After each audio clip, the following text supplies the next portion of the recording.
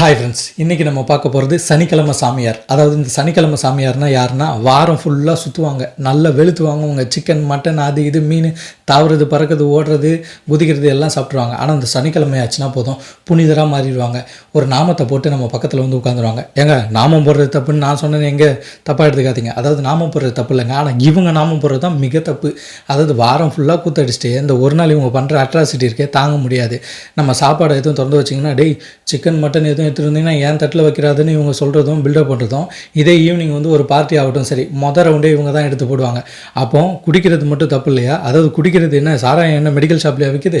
குடிக்கிறதுல first ஆளாக குடிச்சிட்டு லாஸ்ட்டில் நல்ல அளவற்ற போதையில் இவங்க என்ன பண்ணுவாங்க, சைட் டிஷ்ஷும் எடுத்து சாப்பிட ஆரம்பிச்சிடுவாங்க. சைட் டிஷ்னால் என்னது?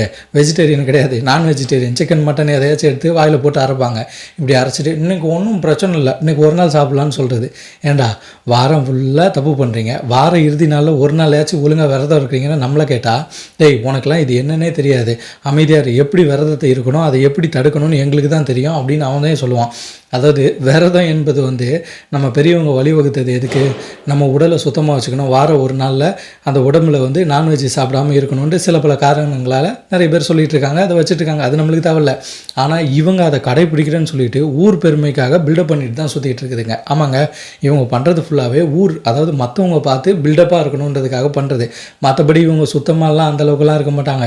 எனக்கு தெரிஞ்சு இவன் வீட்டில் குளிச்சுட்டு வருவானன்றதே ஒரு டவுட்டாக இருக்குது. ஆமாங்க, என் நண்பரே ஒருத்தர் இருக்கார், அவரை தான் நான் சொல்கிறேன். ஆனால் பில்டப்பாக அந்த சனிக்கிழமை மட்டும் இவன் பில்டப் பண்ணிவிட்டு வந்து உட்காந்துருவான். இப்படி இவன் விரதம் இருக்கிறது மட்டும் இல்லாமல் மற்றவங்களையும் எவ்வளோ துன்புறுத்துறான்றதை நினச்சிக்கோங்க. அதாவது இந்த சிக்கன் சாப்பிடாதீங்கன்னா மட்டன் சாப்பிடாதீங்கன்னு நம்மளை சொல்கிறான்ல, இவன் சொல்லிட்டு இவனே போய் தின்றானே, இது தவறு இல்லையா?